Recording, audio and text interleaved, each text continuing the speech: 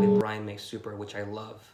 And it's been a work in progress to get the tone that I like over the years. It's been a combination of strings, pickup heights, treble boosters, amp settings, you know, the right combination of pedals and everything.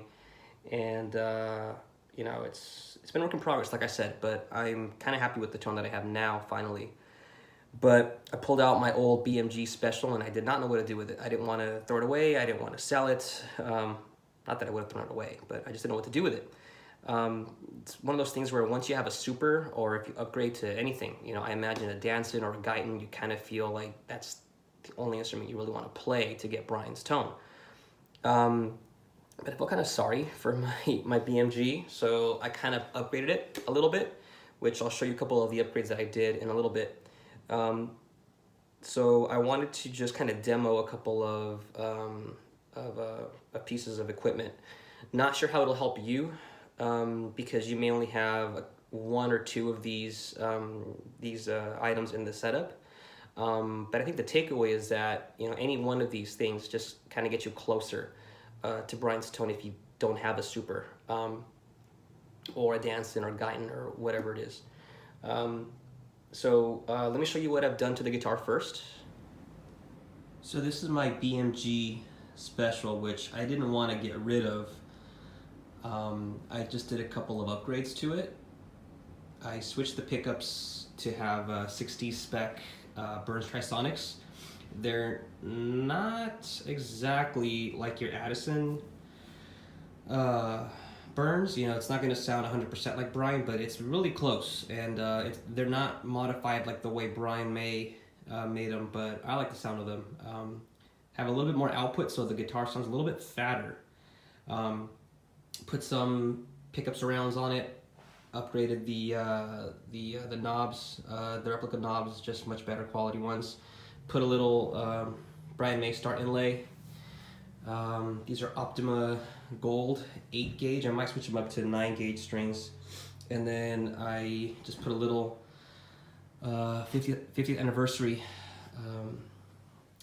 sixpence on the headstock right here, and then I upgraded the tuners. These are not actually white, although they may seem kind of white here with the reflection of the light. They're actually more grayish, just kind of like a dirty clear sort of shade, but I've kind of grown to like them. So that's the guitar I'm going to be playing. So the treble booster that I'm going to be using is the Catalinbread Galileo, which I just got, and I'm actually really impressed with it. If you're questioning whether or not you should get it, I do recommend getting it for different reasons. The point of this video is just to show you how to, you know, sort of personalize your own Brian May tone. You know, if you have alternative gear, or if you're kind of saving money and building your way up a little bit, I just want to share a couple of things that I used to do. The first setup I ever had was a BMG with stock pickups and an AC30 VR. And before I even got a Fryer, I tried this first. This is the Screamin' Bird Treble Booster. It doesn't have that much output, so you really have to crank up the gain on the amp itself. But one thing I found was that if you match this with the full tone Fat Boost, you got a really good sound. And it's pretty close to the Catalinbread Galileo sound, which you'll hear in a little bit. But this just kind of got a little bit tacky for me, and it made too much noise, too much hiss, because you have two pedals going. The best tone I got was when you have the treble booster really, really close to the output of the guitar. So right up here, okay? But there was just no way I was going to be playing with two pedals, you know, strapped onto the strap of my guitar.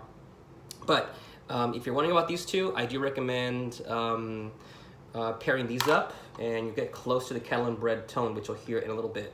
I'm not going to sample these two right now. If there's a demand for them, or if I'm asked to, I might do it then. But that's how I started off when I first got my BMG. Upgraded to the Fryer Touring, which is great.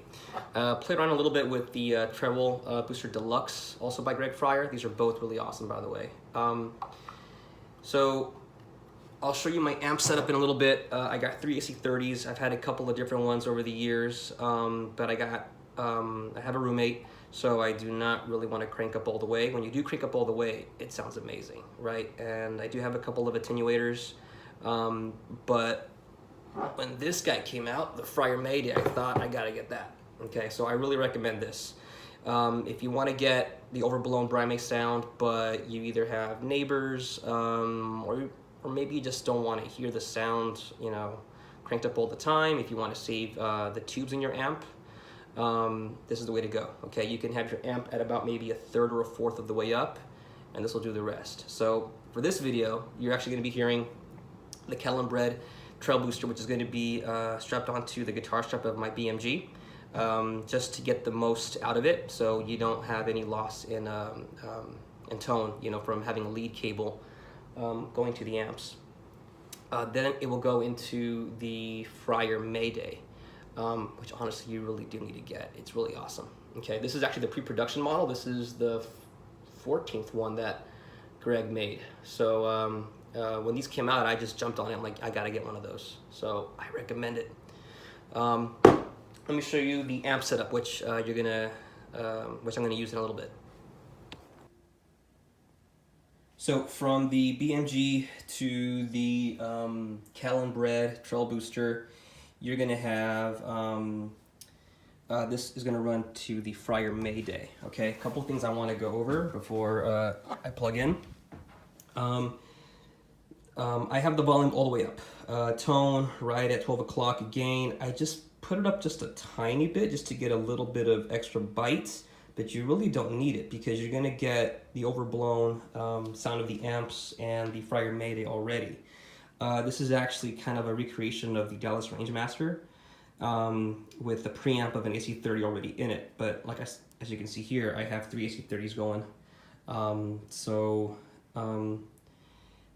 You know, I haven't really cranked it up all the way, you know, because I have AC30's. So I don't know what your setup is going to be like, but all I can tell you is you can use it as a standalone treble booster, just with a little bit of gain, balanced EQ, and the volume all the way up. Okay, so from the Catalinbread Galileo, I'm going to go into the Fryer Mayday. I'm not going to be using a wah pedal, but I have it there.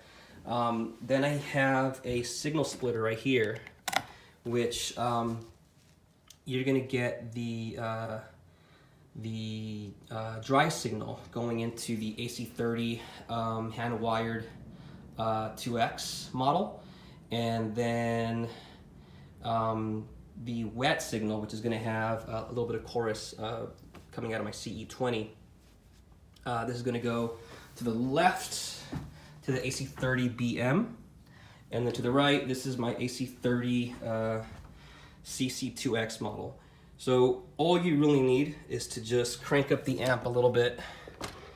You know, the master volume has to be up all the way, and really all you need is about maybe 1/4 or maybe 1/3 of the volume all the way up, just to get the full-blown sound with the Fryer Mayday. Okay. I recommend turn on your amp. Don't even fiddle with anything. Just turn it on, leave it on for about maybe 20 to 30 minutes just to let the normal channel warm up. That's my advice. If you're not going to do that, if you just want to plug in and play, what I used to do is have both channels on, the top boost and the normal channel, but you really don't need to do that. Just let the amp warm up on its own. It needs to get warm, it needs to get hot, the tubes need to be burning, just so that you can get the nice warmth out of the normal channel. So just leave it alone for 20-30 minutes. Don't even plug in, don't even play a single note through it. Let it warm up.